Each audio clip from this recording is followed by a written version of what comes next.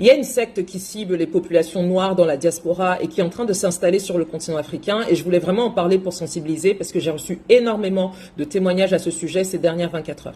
Ce mouvement sectaire s'appelle Shinjojin. Il vient de Corée du Sud. Il a fait l'objet d'un reportage par Combini. Je vous mettrai quelques extraits ici pour aller le voir en intégralité. Je voulais en parler parce qu'ils ont une technique d'approche qui est très efficace et qui cible encore une fois les jeunes noirs et notamment les femmes noires. L'autre point, c'est qu'ils vont vous donner des noms différents selon les personnes auxquelles ils s'adressent. Donc ça va être soit Shinjojin, soit ils vont se présenter comme Nouveau Ciel, Nouvelle Terre.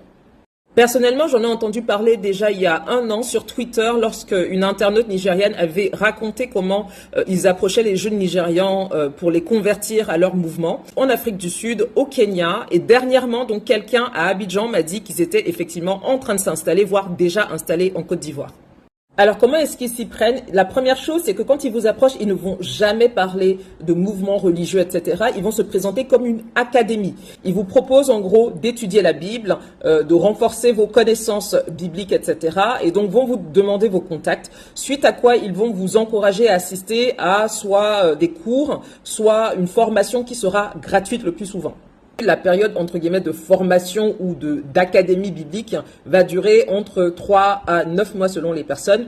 En général, c'est le temps qu'il leur faut pour, en gros, vous laver le cerveau. Et généralement, ils vont faire en sorte que vous abandonniez progressivement votre vie.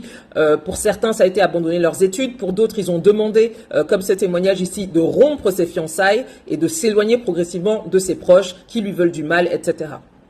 Et au-delà du lavage de cerveau, ce qu'ils font aussi, c'est du harcèlement, littéralement, puisque ils vont se débrouiller pour obtenir vos contacts, vont vous appeler très régulièrement, vont chercher à se renseigner sur votre style de vie, votre rythme de vie, et progressivement essayer de prendre la main dessus en s'insérant progressivement avec des devoirs qu'ils vont vous donner, des contrôles, vont demander votre présence de manière régulière à leurs séances, etc. Et si vous ne le faites pas, il va falloir que vous fournissiez des explications ou des justifications. Donc, ils vont devenir de plus en plus présents dans votre vie, et parfois ça commence tout simplement même avec un contact ou un message qui vous envoie sur les réseaux sociaux. Donc une chose que la plupart des anciens membres sont d'accord pour dire, c'est qu'ils sont extrêmement convaincants, mais une fois que vous tombez dans leur filet, c'est très compliqué d'en échapper après.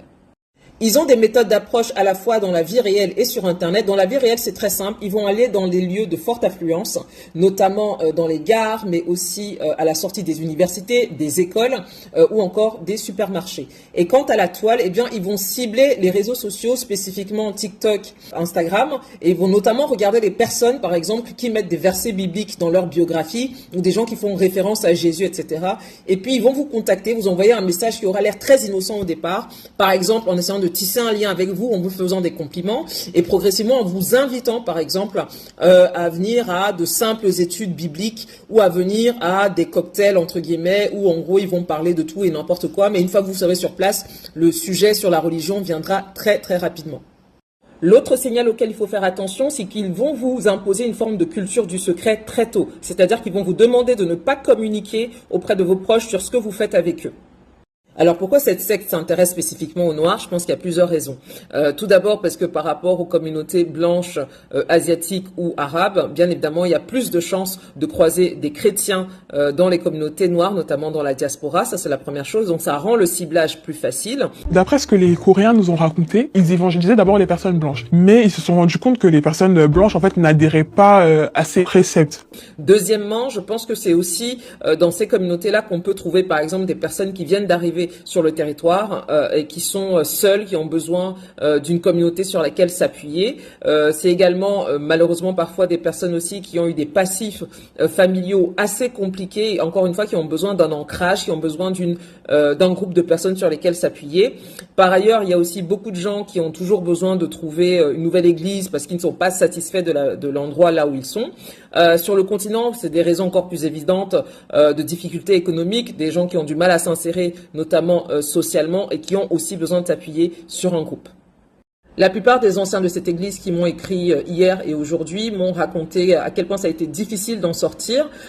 Ils ont eu pour certains des tentatives de suicide, mais ont vécu aussi beaucoup d'abus, notamment psychologiques, mais aussi financiers. Donc la liste, malheureusement, des dégâts causés par cette secte est très longue.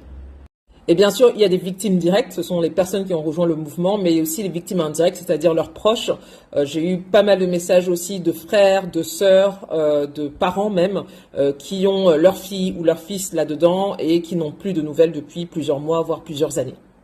J'ai essayé de demander à quelques personnes qui ont voulu partager leur expérience avec moi, de prendre la parole ou de faire une vidéo, mais beaucoup d'entre eux ont décliné pour des raisons que je peux comprendre. D'une part, ils ont peur de représailles par rapport à leurs proches qui sont encore dans ce mouvement-là, et d'autre part, ils ont honte, pour beaucoup aussi, d'avoir été, entre guillemets, happés par ce système. Donc je comprends très bien leur volonté de ne pas prendre la parole, mais j'espère au moins que j'aurai retranscrit assez fidèlement tout ce qu'ils m'ont envoyé comme message, etc. Et j'espère qu'à travers ma voix, justement, vous entendrez l'alarme qu'ils essayent de tirer. Faites attention, soyez super vigilants surtout. Et je le répète, ce n'est pas parce que vous croyez en Dieu que vous n'avez pas le droit de questionner des mouvements religieux. Si à un quelconque moment de votre parcours spirituel, vous vous sentez mal à l'aise avec quelque chose, avec une manière de faire, avec le manque de transparence, etc., vous avez complètement le droit de poser des questions. Et si on vous interdit d'en poser, si on essaie de vous diaboliser parce que vous vous posez des questions, vous avez complètement le droit de partir. Ça ne remet absolument pas en cause ni votre foi, ni votre intention de servir votre Dieu.